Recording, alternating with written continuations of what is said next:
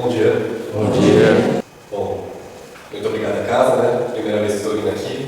Eu agradeço o convite, né, da Carolzinha que fez. É sempre uma alegria, né, conhecer novos companheiros de jornada, né, do movimento. E também vir aqui falar sobre Jesus. É sempre maravilhoso um domingo bonito como esse, numa casa com um clima gostoso assim. É bom demais, né? Estar com irmãos de jornada na mesma sintonia. E recentemente eu comecei um processo que eu estava adiando faz muito tempo, que foi tirar a minha habilitação, minha carta de motorista. Nas aulas práticas eu estava a caminho no local, a gente faz os treinos com o instrutor, e ele, para puxar assim, ele falou: Leonardo, cara, eu tô precisando muito ir na igreja, tô com saudade, faz tempo que eu não vou, tô meio afastado, tô com vontade de ir. Eu falei: é bom, né? Vai sim. Ele fez um comentário que achei muito legal. Ele falou: cara, é impressionante. Não tem uma vez que eu não vá, que Deus não fale comigo. Não tem uma vez que eu não esteja precisando, não esteja com alguma dúvida, alguma coisa no coração. E eu vou lá e eles falam direto comigo, cara. É pra mim, seja o pastor, seja um mentor, seja uma conversa depois com o irmão. Deus vai achar uma forma de tocar no coração. E não sou só eu não, cara. Todo mundo que vai, Deus dá alguma forma de falar, se a pessoa estiver disposta a ouvir. E eu achei isso maravilhoso, né? As diferentes formas como Deus se apresenta, independente da fé. Quando a gente está buscando algo, Ele vai arrumar um jeito de se apresentar para nós. E hoje, com o nosso conhecimento, né, do Espiritismo, sabemos que o trabalho não é único, não sou só eu que estou assim na frente, não são só os trabalhadores da casa, mas todos nós aqui, em coletivo, estamos auxiliando de alguma forma. Então, peço as vibrações amorosas de vocês para que hoje eu consiga passar o que eu gostaria de passar, o que foi planejado pela espiritualidade, com as vibrações amorosas de vocês, para que cada um daqui receba o que veio buscar essa manhã. Seja novos conhecimentos, renovação ou consolação, que é o tema da nossa palestra dessa manhã. Está no Evangelho do Espiritismo, item 1, o Júlio Leve. E o nome do capítulo é O Cristo Consolador. Cristo que veio consolar. E pensando nessa fala do meu instrutor, eu fiquei com isso na cabeça a semana inteira, tentando arrumar, buscar um caminho, de iniciar a explanação que eu vim fazer para vocês. Pensando muito em Jesus, em todo o processo de criação da Terra, eu me lembrei de uma obra de Humberto de Campos, chamada Boa Nova. Nessa obra, ela sempre vem com um prefácio, explicando um pouco do intuito, como foi o processo de elaboração pela espiritualidade. E o Humberto começa falando que ele vai trazer relatos livres, de mitologias, de fantasias, de alegorias. Ele vai ser bastante objetivo. Porém, o Humberto, que na Terra foi jornalista, escritor, disse que aqueles que conheciam o seu trabalho poderiam estranhar um pouco. Alguns poderiam até se perguntar se ele havia se tornado um ministro evangélico. Porém, ele disse que essa estranheza seria normal, porque a sua escrita agora era uma escrita, como ele próprio disse, que deixava vazar as emoções que a dor, como lâmpada maravilhosa no seu processo de transição entre a matéria e a espiritualidade, havia acendido, havia despertado em sua consciência.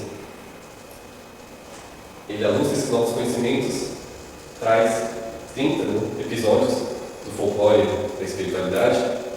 E aqui acho que vale lá dentro, quando ele fala de folclore, eu fiquei um pouco confuso, porque ele falou que não teria fantasias, mitologias. Mas o folclore da espiritualidade nada mais são que conhecimentos populares.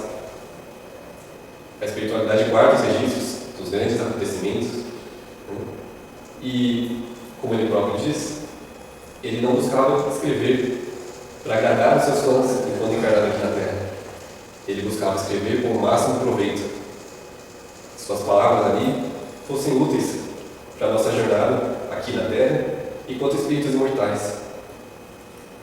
Ele já começa no primeiro capítulo, que leva o mesmo título da obra, Boa Nova, que ele dá um contexto histórico do mundo da época, dos grandes Césares, o auge do Império Romano. E, como todo império, eles dependiam da guerra, da expansão para se manter, da invasão de outras nações. Porém, havia uma anomalia naquele período. O mundo vivia uma certa paz, uma certa tranquilidade, um momento de harmonia, de júbilo. E as guerras deram uma breve cessada, como se o mundo estivesse se preparando para receber algo, um grande acontecimento, um grande fato. E logo veio assim, que foi muito próximo, a época da vinda de Jesus. o nascimento dele. E conforme a gente vai estudando, né, as obras espíritas, André Luiz e tantos outros, a gente começa a pensar. Temos a oportunidade, né, pelas obras, de saber que Jesus é o nosso governador espiritual da Terra, que ele estava presente na elaboração, toda a criação, todo o processo material de criação da Terra. Ele estava lá com uma equipe enorme, auxiliando, para fazer esse trabalho. Ou seja, há bilhões de anos ele já era das altas esferas. E quando a gente vê na literatura que espíritos de altas esferas precisam se fazer visíveis para nós aqui, né, que ainda não galgamos tantos degraus evolutivos,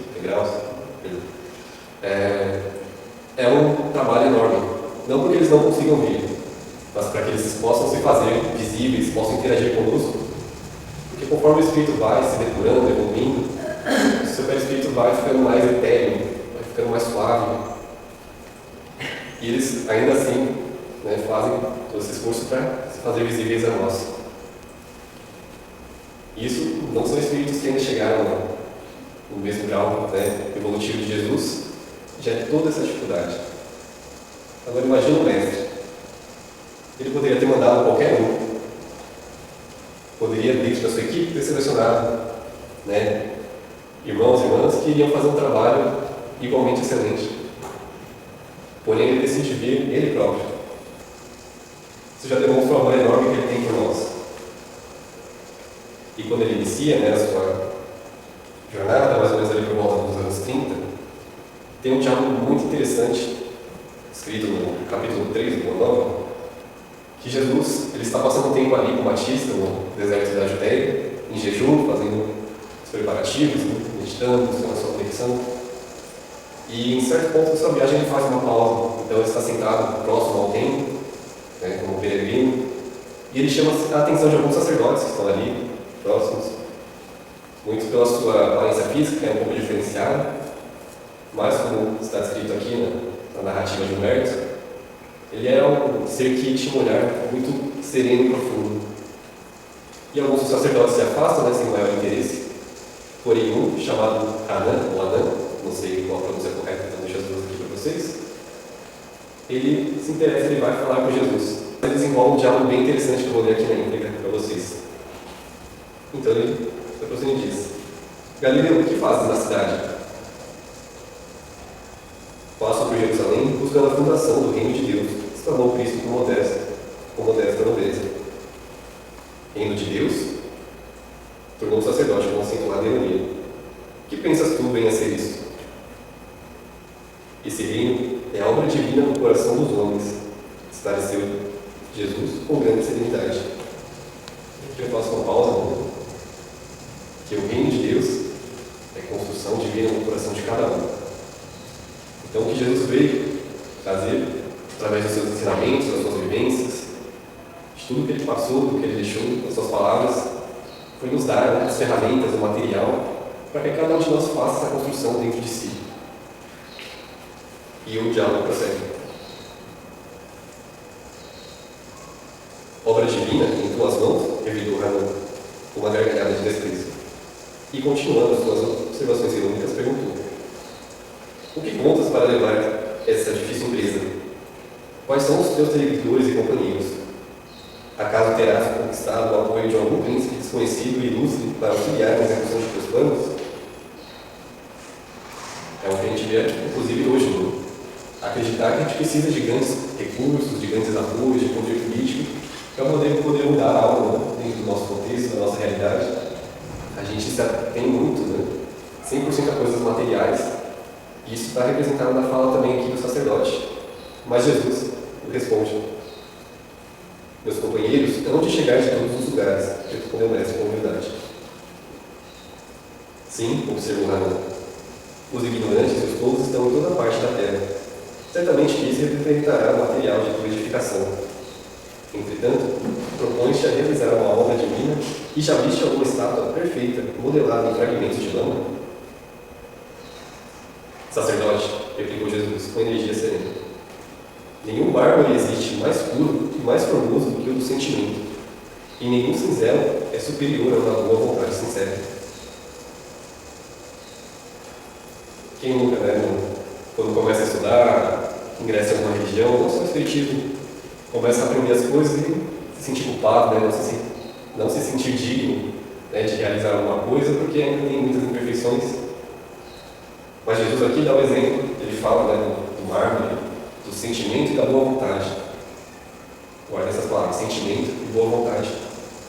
Eu até me recordei quando eu vi essa fala recentemente, de uma entrevista que o artista Michelangelo deu, que ele comenta, né, do seu processo criativo, quando ele é questionado, como ele fazia, né, ele, além de pinturas, fazia esculturas, e ele diz: quando eu vejo um quadro, quando eu vejo um material bruto, eu não estou olhando para ele. Eu vejo a obra que eu desejo criar, e aos poucos eu vou extraindo tudo que não é a obra que eu imaginei, que eu idealizei. Eu só consigo pensar que Jesus nos enxerga da mesma forma. A gente pode se achar ruim como for, mas Ele está olhando para cada um de nós e está vendo o que a gente pode se tornar, o que a gente está destinado a se tornar. Ele olha para nós como uma obra divina da maior pureza, porém que precisa ser lapidada pelas experiências, pelas dificuldades, pelos desafios da nossa jornada. E aqui segue o diálogo. Impressionado com a resposta firme e inteligente, o famoso juiz ainda interrogou: conheces Roma ou Atenas? Conheço o amor e a verdade, disse Jesus convictamente. Tem ciências dos códigos da corte provincial e das leis do tempo? Inquiriu Adão inquieto. Sei qual é a vontade de meu Pai que está nos céus, respondeu o mestre brandamente. O sacerdote contemplou irritado e, dirigindo-lhe um sorriso de profundo desprezo, demandou a Dona Antônia em atitude de orgulhosa superioridade. E Jesus ainda havia estaria no dia seguinte, por perto do templo, e daria-lhe parte na sua jornada a Galiléia. E a narrativa segue, né, contando como a partir dali ele foi em cada um dos seus que seriam futuramente discípulos e fez um convite, segue. E a história todos já conhecem, né? Como se deu o processo de desencarne de Jesus. E vale notar, né, que ele não precisava, mais uma vez, não precisava nem encarnar, não precisava ter passado por nada disso. Porém, ele escolheu vir e dar um exemplo com sua vida, de que, além de deixar todos os ensinamentos, toda a base, para que nós possamos nos fortalecer e crescer com os Espíritos, ele também mostrou que a Terra não é um lugar só de delícias. Que a gente precisa passar pelas dificuldades, pelas provações, para que isso funcione, né, como um cinzel, retirando pouco a pouco, né, a obra divina, né, dos nossos corações, de dentro de nós. Ele não só falou, seu último ato quando encarnado foi dar o exemplo. E muitos dos discípulos se chocaram, né, com o que aconteceu. Muitos ficaram desanimados, tristes.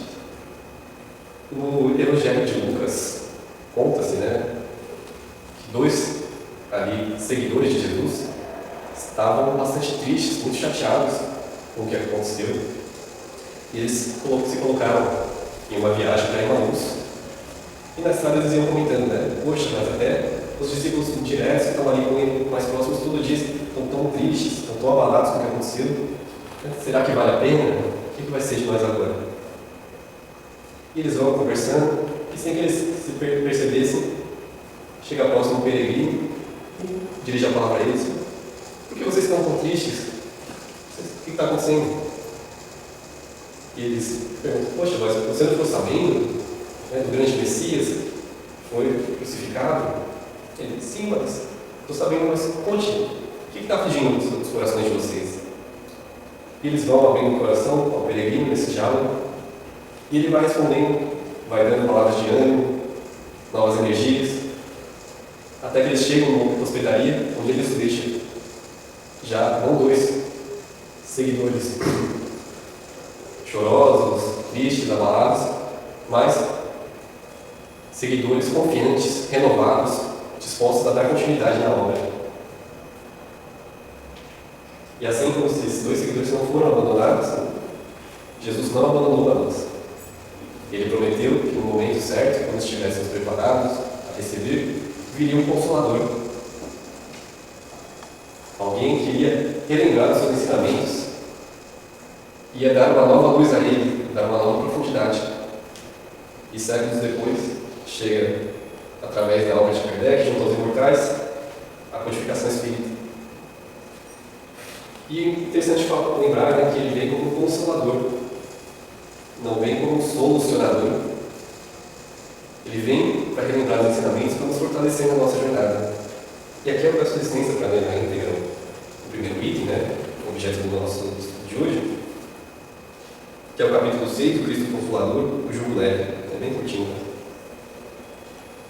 E Jesus está fazendo um convite a todos nós, onde ele diz: Vinde a mim, todos os que andai em sofrimento, e vos achais sobrecarregados, e eu vos aliviarei. Tomai sobre vós o meu jugo, e aprendei de mim, que sou manso e humilde de coração, e achareis descanso para as vossas almas, porque meu jugo é suave e o meu fardo é leve.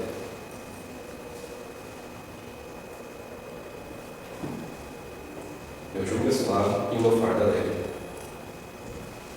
O jugo, como não tinha conhecimento, né, sempre interpretei de forma errada essa passagem, achava que jugo era de julgamento mesmo, de que Jesus ia nos julgar com brandura, mas não. Pesquisando um pouco mais sobre o que é, jugo, ele é uma peça de madeira, né, também chamada de câmbio, que serve para manter os animais de carga, né, unidos, para que eles possam puxar um arado, ou puxar uma carga, né, com maior facilidade, e para que eles sejam guiados de forma mais tranquila. E a gente, pela nossa experiência, pelo nosso grau evolutivo, às vezes a gente não entende, né? Poxa, a gente precisa passar por tanta coisa assim. E Jesus nos faz um convite, né, a receber essa consolação, esse alívio, a andar com Ele. Porém, às vezes parece tão difícil, né? Parece que a gente se deixar levar pelos sentimentos ruins é tão mais fácil, né? Porém, não.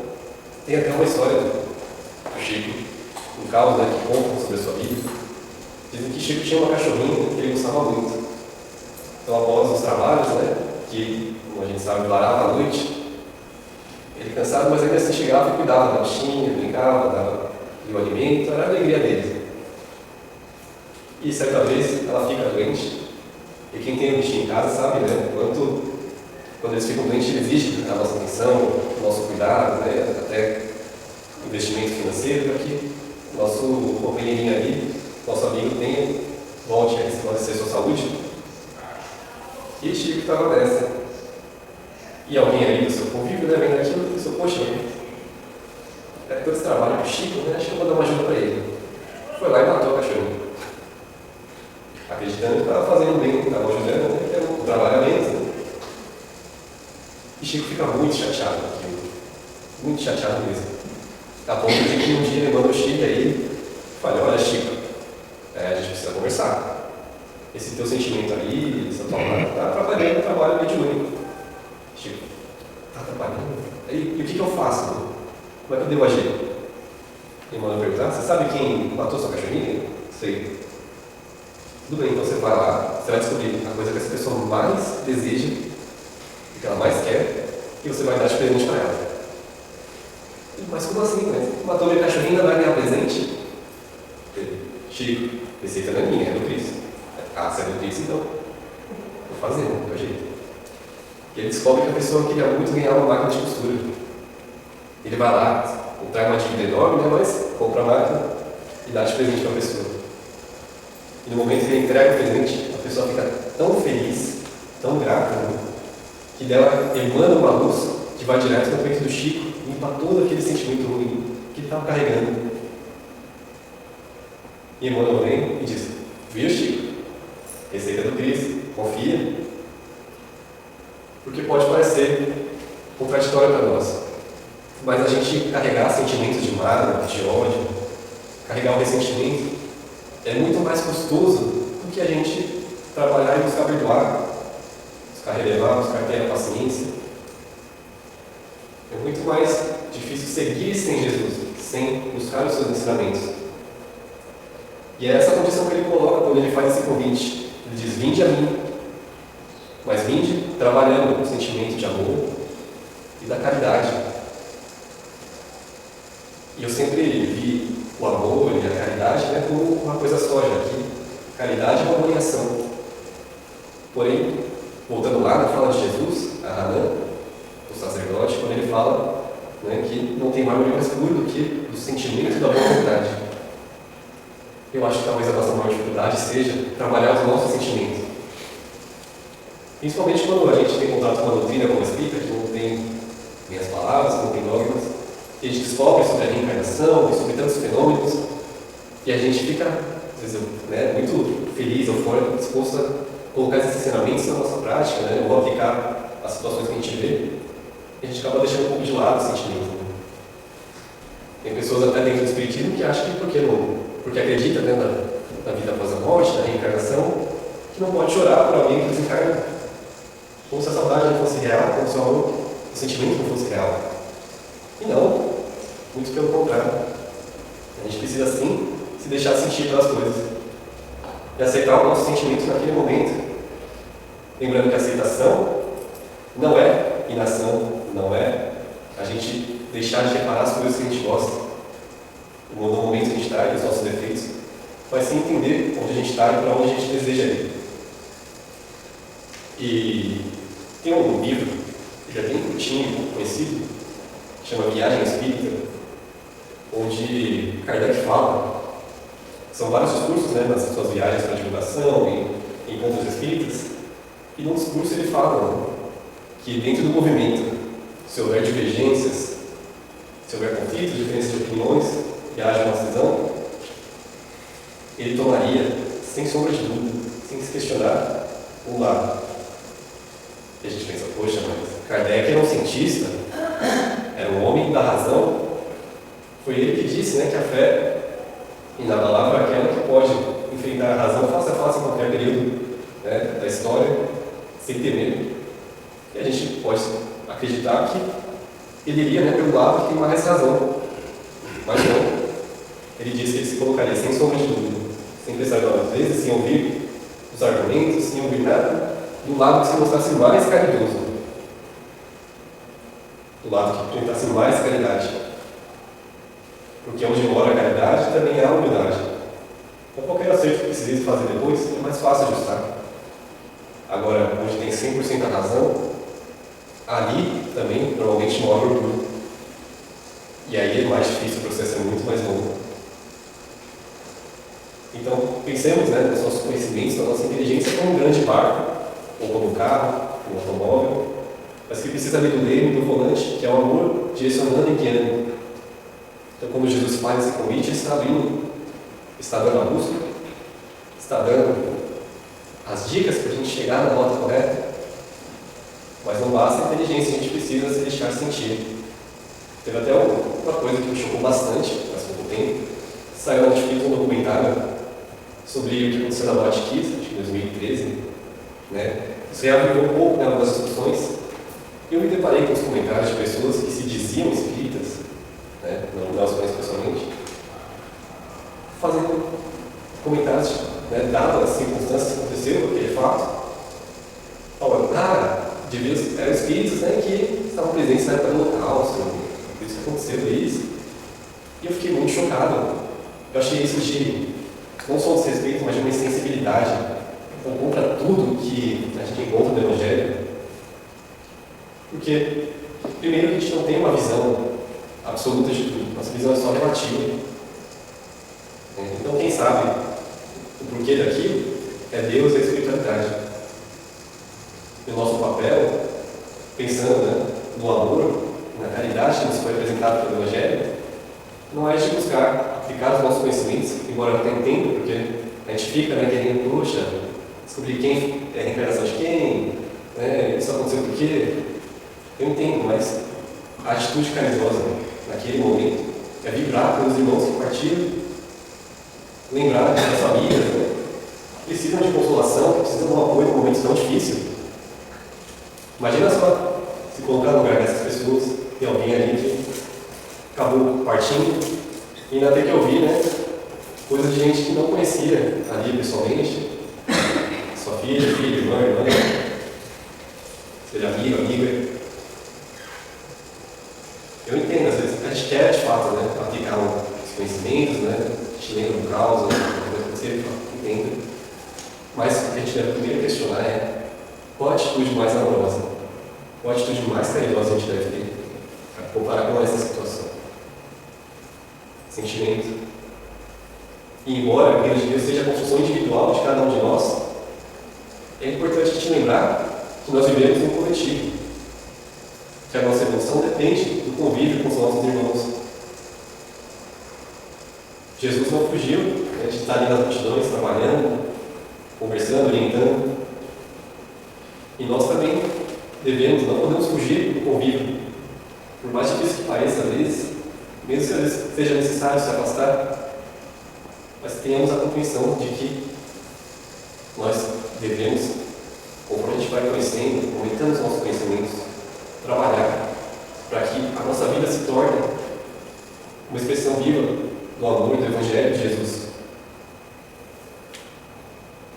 E com isso, ele diz que se torna mais leve. Observando os seus ensinamentos, é estar com ele presente, né? É estar com Deus conversando com cada um de nós a todo momento da nossa vida, da nossa jornada. E pensando, né, na caridade, tem só falar essas coisas bem, né, dos jovens da mocidade que eu coordeno, estou como coordenador atualmente. Acho que é até um pouco frustrante, né, quando eles querem saber essas coisas, né? Mas por que acontece isso, aquilo? Eu sempre trago, né, uma visão do livro dos Espíritos, né, do Evangelho, ou uma história que eu vejo, um exemplo que se encaixe. Mas eu sempre digo que nada é uma coisa só, como que eu aprendi com o Ivan, que já veio aqui algumas vezes, e que a gente não tem como julgar, tem que passar a atitude mais questão. Eu acho que é um pouco frustrante, né? Só um comentário aleatório aqui. Mas falando sobre caridade, Emmanuel, no livro Linha de Luz, ele traz uma definição fantástica sobre o que de fato é. Como no livro dos Espíritos, tem a questão de 186, que Kardec pergunta aos imortais como devemos entender a caridade, como entendia Jesus. Ele responde, né? Bondade para com todos, indulgência para com os defeitos alheios, perdão das ofensas. E vejamos que ele não falou em nenhum momento de nada material. E óbvio que é muito necessário a parte material. Nós fazemos doações, auxílios, doar a nossa força de trabalho. É muito necessário, pois temos muitos irmãos em necessidade. E nós vivemos uma cultura, né, que nos leva a ter o sentimento de ódio por esses irmãos. Algo que até ficou conhecido, né, por uma filósofa espanhola, se não me engano, chamada Nela Cortina, né, virou aporofobia. Né, esse sentimento de rechaçar os nossos irmãos, né, os mais pobres. Então é muito necessária a caridade material. Mas a caridade, seguindo os preceitos de Jesus, vai além disso, né, é uma expansão. Às vezes não temos condições materiais de auxiliar, né, como no caso do desencarne, ou às vezes não temos condições financeiras mesmo. Mas o que não impede de direcionar um pensamento positivo, direcionar uma prece a um irmão em necessidade, não. Então, Emmanuel diz que nós podemos erguer construções de pedra, podemos auxiliar a muitos, ter várias pessoas que nos deem a sua gratidão pelo que a gente fez, mas se não for feito com amor, se a caridade não foi aquilo que veio antes da ação, que motivou, não foi aquele sentimento de amor, de querer auxiliar o próximo, que moveu a sua atitude, aquilo tem um valor sim, é considerado, mas pessoalmente, né, nós não estamos de fato colocando a mão na massa para fazer essa construção do reino de Deus com as ferramentas que Jesus nos deu, a do sentimento, a da boa vontade. E aí, quando chegam, né, os desafios da vida, nós nos vemos como mendigos de luz, porque não trabalhamos isso em nós, de fato, como deveria. Nós não nos colocamos sob o jugo de Jesus para carregar esse fardo, para torná-lo mais leve. E quando chega a tempestade, como está dito no Evangelho, exemplificado, nós nos vemos como a pessoa que edificou a sua construção na areia. E não teve condições de suportar as tempestades porque não tinha uma base sólida. Mas quando a gente começa a agir de pouquinho em pouquinho, né, lembrando do cinzel, o cinzel é uma ferramenta de corte, mas é para pequenos cortes. A gente não precisa fazer grandes coisas. Né? A gente pode fazer de pouquinho em pouquinho, mas ao longo de muito tempo, que esse pouquinho não pode se tornar para o próximo e para nós no nosso processo evolutivo. Então, a gente pode ir em outras, homeopáticas, trabalhando, fazendo o que está ao nosso alcance, buscando, se não ser paciente, buscar ser um pouquinho mais tolerante, se não amar alguém a quem as ideias não batem, não somos muito mais chegados, possamos pelo menos respeitar. E pouco a pouco a gente vai adquirindo isso, porque o progresso é uma lei, a gente não tem como fugir. Mas o importante é colocar na prática. Por isso que Jesus resume todos os profetas e os seus ensinamentos em amar a Deus sobre todas as coisas e o próximo como a si mesmo. É por isso que Paulo de Tarso coloca a caridade, como a maior virtude. Porque quando colocamos ela em prática, aí sim nós nos tornamos as pessoas que edificaram a sua construção em pedra e vê as tempestades e os ventos e ela não se abalou, porque tinha uma base sólida. Não é que não vai vir a tempestade, não é que não vai vir os ventos, mas com Jesus ao nosso lado, o fardo é mais leve, porque Ele fortalece o nosso coração. E se a gente cair, pode ter certeza que Ele vai estar lá para nos levantar. Então, eu agradeço a vocês por me ouvirem nessa manhã. Que Jesus abençoe a todos.